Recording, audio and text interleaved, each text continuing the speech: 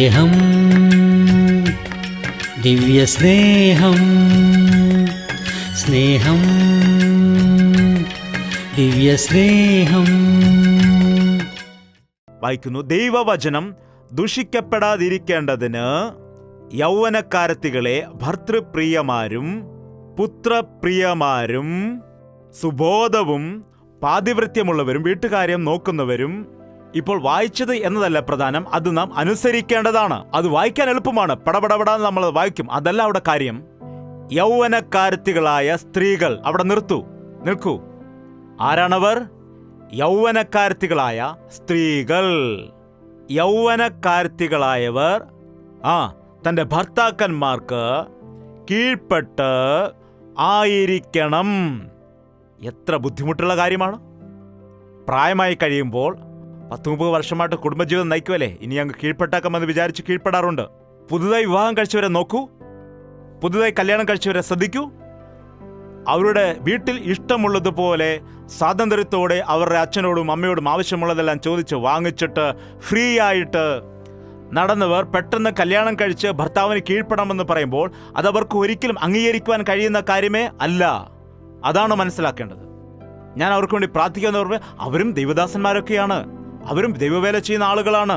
അവരുടെ മകളെ വിളിച്ചോണ്ട് പോകാനിടയായി എന്നൊരുവൻ കഴിഞ്ഞ ദിവസം വന്ന് പറയുന്നത് കേട്ടു. അതെന്തൊരു വിശ്വാസമാകുന്നു, അതെന്തൊരു ക്രിസ്ത്യാനിത്വമാണ്. നീ ക്രിസ്ത്യാനിയാണെന്ന് പറഞ്ഞിട്ട് ഭാര്യ ഭർത്താക്കന്മാരെ വേർതിരിക്കാൻ ശ്രമിച്ചാൽ, നീ ക്രിസ്ത്യാനിയായെന്ന് പറഞ്ഞിട്ടും നിന്റെ മകളെ ഭർത്താവിന് കീഴ്പ്പെടാതെ ഇരിക്കുവാൻ പ്രേരിപ്പിച്ചാൽ അത് ക്രിസ്ത്യാനിത്വമാണോ? അതുകൊണ്ടാണ് പറയുന്നത്, പത്യോപദേശം കൊടുക്കൂ. പാസ്റ്റർ നിങ്ങൾക്കത് ഉപദേശിച്ച് തന്നിട്ടില്ലേ? നീ കല്യാണം കഴിക്കുന്ന സമയത്ത് വിവാഹ വാഗ്ദത്ത വചനങ്ങൾ നേരത്തെ തയ്യാറാക്കി വെക്കൂ. സന്തോഷത്തിലും ദുഃഖത്തിലും സമ്പത്തിലും ദാരിദ്ര്യത്തിലും ഏതവസ്ഥയിലും ആരോഗ്യമുള്ളപ്പോഴും ഇല്ലാത്തപ്പോഴും നിന്നെ വിട്ട് പിരിഞ്ഞു പോകാതെ മരണം നമ്മെ വേർപിരിക്കുന്നതുവരെ നാം ഒരുമിച്ച് ജീവിക്കും എന്നത് ദൈവത്തിന്റെ മുൻപാകെ, സഭയുടെ മുൻപാകെ നിങ്ങൾക്ക് വാക്ക് നൽകുന്നു എന്ന് നിങ്ങൾ തീരുമാനിച്ച കാര്യം മറന്നുപോയിരിക്കുന്നുവോ? ഇപ്പോൾ നിങ്ങൾക്ക് ഓർമ്മയില്ലേ അത്? സമ്പത്തിലാണെങ്കിലും ഇല്ലായ്മയിലാണെങ്കിലും ദുഃഖത്തിലാണേലും സുഖത്തിലാണേലും ഭർത്താവിന് ഭാര്യയെ കീഴ്പ്പെടണം. ഭാര്യമാരെ, നിങ്ങളുടെ ഭർത്താക്കന്മാർക്ക് കീഴ്പ്പെടുവീൻ. ഭർത്താവിന് കീഴ്പ്പെടാൻ കഴിയില്ലെങ്കിൽ നീ കല്യാണം കഴിക്കരുത്. എന്താണ്? കല്യാണം കഴിച്ചിട്ട് ഭർത്താവിന്റെ മേൽ ഭരണം നടത്തുകയാണെങ്കിൽ അത് ക്രിസ്തീയ വിശ്വാസത്തെ സംബന്ധിച്ച് നേരെയുള്ള കാര്യം അല്ല. ഞാൻ ദൈവത്തിന്റെ മുൻപിൽ നേരെയാകുന്നു, എന്റെ ഭർത്താവിനോട് ഞാൻ മിണ്ടത്തില്ല എന്ന് നീ പറയുകയാണെങ്കിൽ നിന്റെ വിശ്വാസം യഥാർത്ഥമായത് അല്ല. യൗവന സ്ത്രീകളോട് ഉപദേശിച്ചു കൊടുക്കുക, തങ്ങളുടെ ഭർത്താക്കന്മാർക്ക് കീഴടങ്ങി ഭർത്താക്കന്മാരെയും ശിശുക്കളെയും സ്നേഹിക്കുക. ഈ കാലത്ത് ഭാര്യ ആരെയാണ് സ്നേഹിക്കേണ്ടത്? ഈ കാലങ്ങളിൽ കല്യാണം കഴിച്ചിട്ട് സ്നേഹിക്കുന്ന കാര്യം അവിടെ നിൽക്കട്ടെ. സ്നേഹിച്ചിട്ടാണ് അനേകം ആളുകളും കല്യാണം കഴിക്കുന്നത്. പ്രേമിച്ചിട്ടാണ് കൂടുതൽ ആളുകളും ഈ കാലത്ത് കല്യാണം കഴിക്കുന്നത് നമുക്ക് കാണാം. ആദ്യം കല്യാണം കഴിക്കുന്ന സമയത്ത് സ്നേഹം സ്നേഹം എന്നൊക്കെ പറയും. എന്നാൽ അവസാനം കല്യാണം കഴിഞ്ഞ് ആദ്യത്തെ സ്നേഹവും പ്രേമവും ഒന്നും കാണുകയില്ലെന്ന് പലരും സാക്ഷ്യത്തിലൂടെ പറയുന്നത് കേട്ടിട്ടുണ്ട്. അത് സ്നേഹം അല്ല. കല്യാണത്തിന് മുൻപുണ്ടായിരിക്കുന്നത് കാമമാണ്, ആഗ്രഹമാണ്, ഇഷ്ടമാണ്, ഇച്ഛയാണ്. എന്താണ്? ഒരു തരത്തിലുള്ള ഇഷ്ടമാണ്, ഒരു തരത്തിലുള്ള ആകർഷണം. അത് സത്യമല്ല. അത് കുറച്ചു കാലത്തെ കാണൂ. ആകർഷണം എന്നത് കുറച്ചു കാലത്തെ കാണൂ. എന്നാൽ വിവാഹം എന്നത് അവസാനം വരെ, മരണം വരെ ഉണ്ടായിരിക്കേണ്ട കാര്യമാണ്. അതുകൊണ്ട് കല്യാണം കഴിക്കുന്നതിന് മുൻപ് സ്നേഹിക്കുന്നതിനേക്കാൾ കല്യാണം കഴിച്ചിട്ട് സ്നേഹിക്കുവാൻ നാം പഠിക്കേണ്ടതാണ്. ഇസഹാക്ക് തന്റെ ഭാര്യയായ റിബേക്കയെ അമ്മയായ സാറയുടെ കൂടാരത്തിലേക്ക് കൊണ്ടുവന്നു. അന്നു മുതൽ അവളെ സ്നേഹിച്ചു എന്നാണ് ബൈബിളിലുള്ളത്. കല്യാണം കഴിഞ്ഞിട്ടാണ് സ്നേഹിച്ചത്. ഭാര്യ ഭർത്താവിനെ സ്നേഹിക്കണം. സ്നേഹത്തെ പണം കൊണ്ടും സാധനങ്ങൾ കൊണ്ടും അളക്കുവാൻ ശ്രമിക്കരുത്. സ്നേഹമെന്നാൽ സഹിക്കുന്നതാണ്, വഹിക്കുന്നതാണ്, ക്ഷമിക്കുന്നതാണ്. മറ്റുള്ളവരുടെ ഭാരങ്ങളെ നാം വഹിക്കുന്നതാണ്. മറ്റുള്ളവർ കാര്യങ്ങൾ ചെയ്ത് അവർക്ക് വേണ്ടി ശുശ്രൂഷ ചെയ്യുന്നതാണ്. അതാണ് സ്നേഹം. ഒരു മാതാവ് കുഞ്ഞിനെ സ്നേഹിക്കുന്നുണ്ടെങ്കിൽ ആ മാതാവ് കുഞ്ഞിന് എന്താണ് ചെയ്തു കൊടുക്കുന്നത്? പറയൂ, ആ കുഞ്ഞിന് എന്താണ് മാതാവ് സ്നേഹത്തോടെ ചെയ്യുന്നത്? ത്യാഗം ചെയ്തു കൊടുക്കുകയാണ്. ഒരു 10 പൈസ ആരും സഹായിക്കുകയില്ല. ആ കുഞ്ഞിനെ മറ്റാരും നോക്കില്ല. എന്നാൽ മറ്റാരുടെ പ്രേരണ കൊണ്ടല്ല. എന്താണ്? ആ മാതൃസ്നേഹം കൊണ്ടാണ് ആ കുഞ്ഞിനെ സ്നേഹിക്കുന്നത്. കല്യാണം കഴിച്ചിരിക്കുന്ന ഭർത്താവിനെ നീ സ്നേഹിക്കണം. അവൻ എങ്ങനെയുള്ള വ്യക്തിയാണെങ്കിലും സ്നേഹിക്കണം. വളരെ ബുദ്ധിമുട്ടാണെന്നാണ് പറയുന്നത്. വളരെ ബുദ്ധിമുട്ടായതുകൊണ്ടാണ് സ്നേഹിക്കാൻ പറയുന്നത്. അല്ലെങ്കിൽ വേറെന്തെങ്കിലും കാര്യം പറഞ്ഞേനെ. ബുദ്ധിമുട്ടാണ്, സ്നേഹിക്കുന്നത് എളുപ്പമല്ല. ദൈവം നമ്മെ സ്നേഹിക്കാനിടയായി. അതവന് ബുദ്ധിമുട്ടായിരുന്നോ എളുപ്പമായിരുന്നോ? എന്താണ്? ദൈവം നമ്മെ സ്നേഹിച്ചിട്ട് സ്വർഗത്തെ വിട്ടുപിരിഞ്ഞ് അവൻ ഇറങ്ങി വരേണ്ടതായി വന്നു. ദൈവം നമ്മെ സ്നേഹിച്ചതുകൊണ്ട് നമുക്ക് വേണ്ടി അവന്റെ ജീവനെ പോലും ബലിയർപ്പിക്കേണ്ടതായി വന്നു. ദൈവം നമ്മെ സ്നേഹിച്ചതുകൊണ്ട് അവൻ അടിയും ഇടിയും ഏൽക്കേണ്ടതായി വന്നു. നമുക്ക് വേണ്ടി അവന്റെ മുഖത്ത് തുപ്പലുകളേറ്റു, മുൾക്കിരീടം വെക്കേണ്ടി വന്നു, കാലുകളിൽ ആണികൾ അടിച്ചിറക്കി. നമുക്ക് വരേണ്ടിയിരുന്ന സകല ശിക്ഷാവിധിയും അവൻ വഹിക്കേണ്ടതായി വന്നു. മനസ്സിലായോ? അതായത് നാം ആരെങ്കിലും സ്നേഹിക്കുകയാണെങ്കിൽ അവർക്ക് വരേണ്ടതായ ശിക്ഷയും കഷ്ടങ്ങളും ബുദ്ധിമുട്ടുകളും എല്ലാം വഹിക്കുന്നതാണ്. അതാണ് സ്നേഹമെന്ന് പറയുന്നത്. ഭർത്താവിനെ സ്നേഹിക്കുന്നില്ലെന്ന് ചിലർ പറയാറുണ്ട്.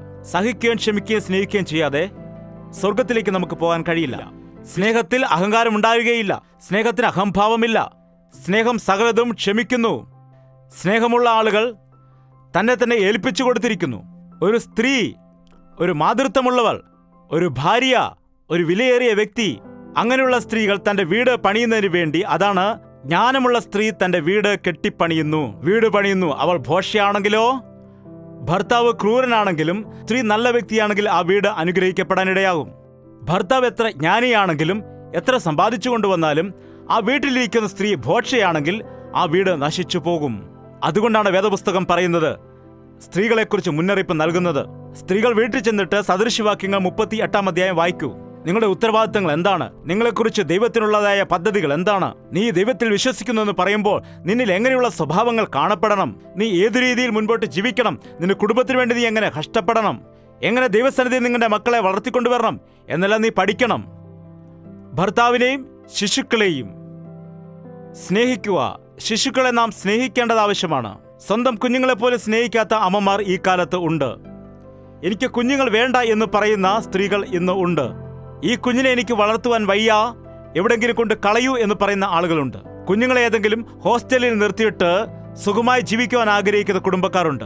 എന്തൊരവസ്ഥയാണ്! കുഞ്ഞുങ്ങൾ ഹോസ്റ്റലിൽ നിന്ന് പഠിക്കുകയാണെങ്കിൽ എങ്ങനെയായിരിക്കും അത്? നീ ഇല്ലാതെ അവരുടെ ജീവിതം എങ്ങനെ മുൻപോട്ട് കൊണ്ടുപോകും? നിന്നിൽ ഏതെങ്കിലും തരത്തിലുള്ള സ്നേഹമോ വാത്സല്യമോ ഉണ്ടോ? ശ്രദ്ധിച്ചു നോക്കുക. നിങ്ങളുടെ കുഞ്ഞുങ്ങൾ നിങ്ങളുടെ കൂടെ നിന്ന് വളർന്നാൽ ആ കുഞ്ഞുങ്ങൾ ജീവിതകാലം മുഴുവൻ നിങ്ങളെ സംരക്ഷിക്കാനിടയാകും. ഇന്നത്തെ സ്ത്രീകൾ കുഞ്ഞുങ്ങളെ എടുക്കുകയില്ല. കുഞ്ഞുങ്ങളെ എടുക്കുന്ന സമയത്ത് നമുക്ക് ആ കുഞ്ഞുമായിട്ടുള്ള സ്നേഹബന്ധം വളരുകയാണ് ചെയ്യുന്നത്. ആ ബന്ധത്തിൽ നീ കരഞ്ഞാൽ അവരും കരയും, അവർ കരഞ്ഞാൽ നീയും കരയും. ആ കുഞ്ഞിനും നിനക്കും തമ്മിൽ വലിയ ബന്ധം ഉടലെടുക്കുകയാണ് ചെയ്യുന്നത്. എന്നാൽ ഇന്ന് അമേരിക്കയിൽ ചെയ്യുന്നത് പോലെ ആണ് നമ്മുടെ ഇന്ത്യയിലും ചെയ്തുകൊണ്ടേയിരിക്കുന്നത്. വണ്ടിയിൽ കയറ്റി എത്തിയിട്ട് ഇങ്ങനെ തള്ളിക്കൊണ്ട് പോകും, പട്ടുകുട്ടിയെ കൊണ്ടുപോകുന്നത് പോലെ. ശരി, 24 മണിക്കൂർ എടുക്കാൻ വേണ്ടി പറയുന്നില്ല, എന്നാൽ കുറച്ച് സമയമെങ്കിലും നിന്റെ ശിശുക്കളെ, പ്രധാനമായ ശിശുക്കളെന്നാണ് അവൾ പറഞ്ഞിരിക്കുന്നത്. എന്തുകൊണ്ടെന്നാൽ ഒരു കുഞ്ഞിനെ സംബന്ധിച്ച് അവൻ ആദ്യം മനസ്സിലാക്കുന്നത് അമ്മയുടെ ശബ്ദമാണ്. അമ്മയുടെ ഗർഭപാത്രത്തിൽ ഇരിക്കുമ്പോൾ തന്നെ അവന് തിരിച്ചറിയാൻ കഴിയുന്നത് അമ്മയുടെ ശബ്ദത്തെയാണ്. അത് ഗർഭത്തിൽ ഇരിക്കുമ്പോൾ തന്നെ അവന് മനസ്സിലാക്കാൻ കഴിയും. അതുകൊണ്ട് നാം പറയും കരയല്ലേ കരയല്ലേ, എന്നാൽ കുഞ്ഞ് അതിന്റെ അമ്മ വന്ന് കരയല്ലേ എന്ന് പറയുന്നവരെ കരഞ്ഞുകൊണ്ടേയിരിക്കും. ആ കുഞ്ഞിനറിയാം എൻ്റെ അമ്മ വന്നു എന്നുള്ള കാര്യം. നിങ്ങൾക്ക് മനസ്സിലാകുന്നുണ്ടോ അതോ ഇല്ലയോ? എന്താണ്? അമ്മയ്ക്ക് വേണ്ടി അത്രമാത്രം ആഗ്രഹിച്ചുകൊണ്ടേയിരിക്കും ആ കുഞ്ഞ്. ആ കുഞ്ഞിന് ആ മാതൃസ്നേഹം അത്രമാത്രം ആവശ്യമായിരിക്കുന്നു. എന്നാൽ ഇന്ന് തന്നെ സമയമില്ല TV കാണാന്, ഫോൺ നോക്കാന്, സീരിയൽ കണ്ടുകൊണ്ടേയിരിക്കും. കുഞ്ഞ് അവിടെ കിടന്ന് ഉറങ്ങട്ടെ, അവിടെ കിടക്ക്, ഞാൻ നോക്കട്ടെ സീരിയൽ കുറച്ചു നേരം. അതിന് മാത്രം എന്താണ് ഈ സീരിയൽ ഇത്രമാത്രം നോക്കാനിരിക്കുന്നത്? ഇപ്പോഴത്തെ സീരിയലുകളിൽ സ്ത്രീ വില്ലൻ കഥാപാത്രങ്ങളാണ് ഏറ്റവും കൂടുതൽ ഉണ്ടാകുന്നത്. സ്ത്രീകളുടെ ധർമ്മത്തെ ഉപേക്ഷിച്ചിട്ട് എങ്ങനെ ലീഡർഷിപ്പ് എടുക്കണം, എങ്ങനെ ഭരണം നടത്തണം, എങ്ങനെ കുടുംബം കൊണ്ടുപോകണം എന്നുള്ള ലീഡർഷിപ്പ് എടുത്തുകൊണ്ടാണ് സീരിയലിനകത്ത് കൂടുതൽ കാണിക്കുക. അതുകൊണ്ടാണ് സ്ത്രീകൾ നോക്കിക്കൊണ്ടേയിരിക്കുന്നത്. അതെല്ലാം സീരിയൽ മാത്രമാണ്, അത് യാഥാർത്ഥ്യമല്ല. എന്താണ്? യഥാർത്ഥ ജീവിതത്തിൽ അങ്ങനെ നടക്കില്ല. നിന്റെ കുടുംബം നശിച്ചു പോകും. നീ ദൈവപൈതലാണെങ്കിൽ വളരെ സൂക്ഷിച്ചായിരിക്കണം. ടിവിയിൽ വരുന്ന എല്ലാ വേസ്റ്റ് കാര്യങ്ങളും നീ കാണാൻ നിൽക്കരുത്. ആവശ്യമുള്ളത് നോക്കുക. ആവശ്യമുണ്ടെങ്കിൽ കുറച്ചു നേരം ന്യൂസ് കാണുക.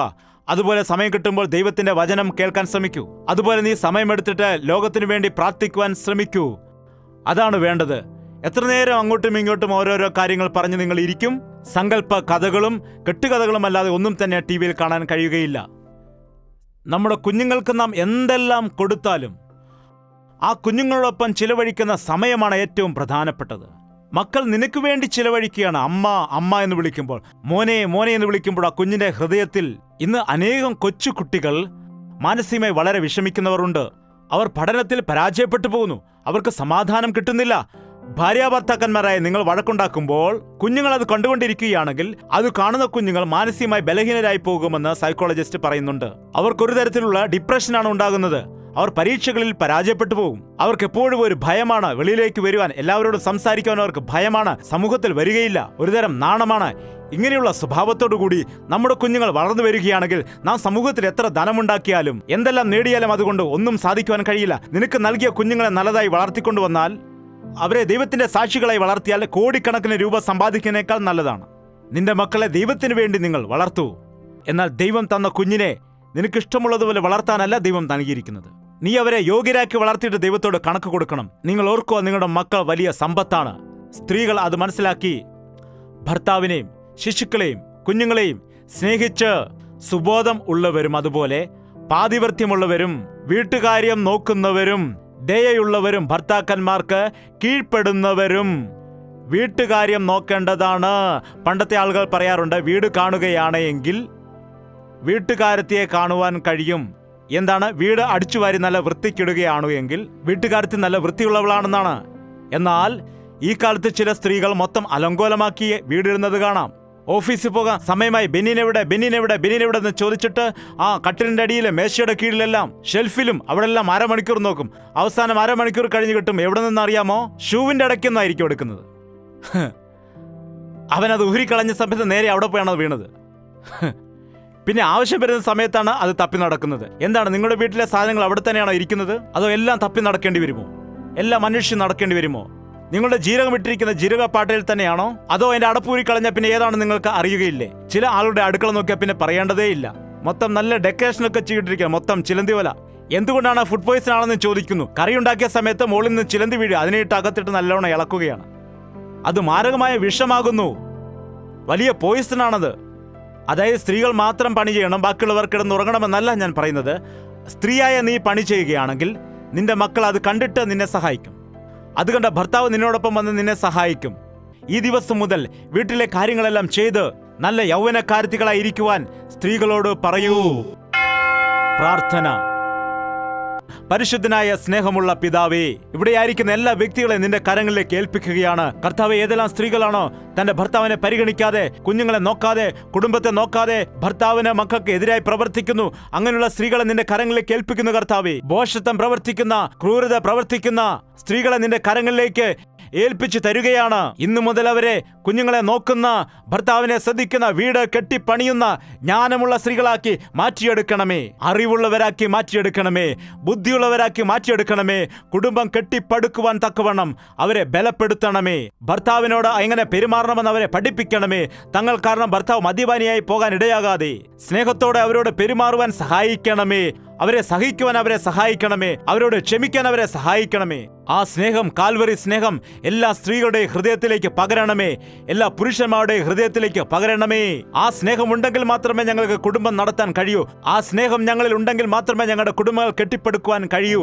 അതുകൊണ്ട് ഓരോരുത്തരും അങ്ങോട്ടും ഇങ്ങോട്ടും കുറ്റാരോപണം നടത്താതെ അങ്ങോട്ടും ഇങ്ങോട്ടും പരസ്പരം സഹിച്ചും ക്ഷമിച്ചും കൊണ്ട് കുടുംബത്തെ കെട്ടിപ്പടുക്കാനുള്ള ശക്തി ഇവിടെയായിരിക്കുന്ന എല്ലാ വ്യക്തികൾക്കും നൽകണമെന്ന് യേശു ക്രിസ്തുവിന്റെ നാമത്തിൽ അപേക്ഷിക്കുകയാണ് പിതാവേ.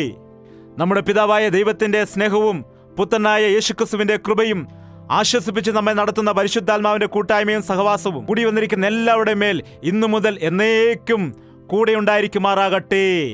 ആമേൻ, ആമേൻ, ആമേൻ.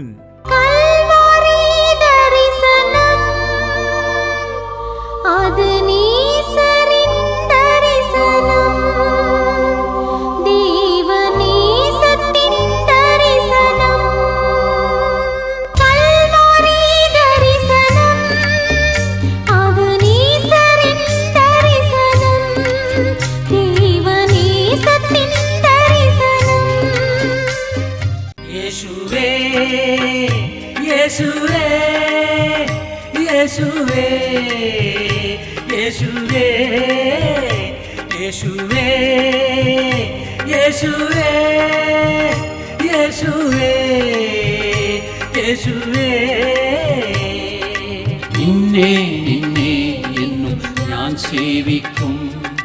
നീ മാത്രം രാജാവെന്നും. നിന്നെ നിന്നെ എന്നും ഞാൻ സേവിക്കും. നീ മാത്രം രാജാവെന്നും. യേശുവേ, യേശുവേ, യേശുവേ, യേശുവേ, യേശുവേ, യേശുവേ, യേശുവേ, യേശുവേ, യേശുവേ യേശുവേ യേശുവേ യേശുവേ യേശുവേ യേശുവേ